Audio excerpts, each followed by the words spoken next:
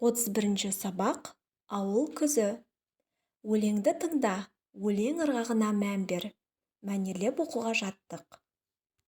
Көтеріле аспандай, көкте сұрша бұлт көшіп, жерге інжу шашқандай, күміс моншақ шық түсіп.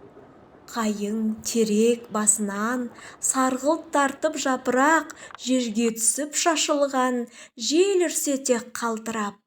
Бұтақты бүге балбырап, көз тартады көріңіз, алма піскен албырап, маушырап барқыт қоңыр күз.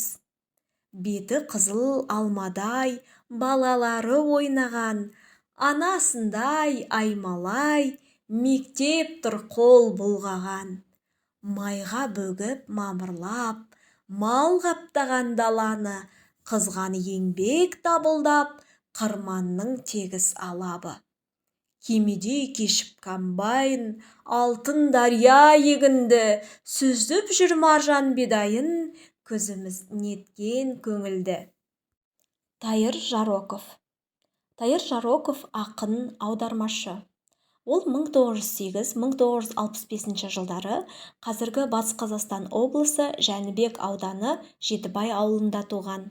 Ұлы Отан соғысына қатысқан, балаларға арналған Күн тілі қатты, Теңіз баласы және тағы да басқа жыр жинақтары бар.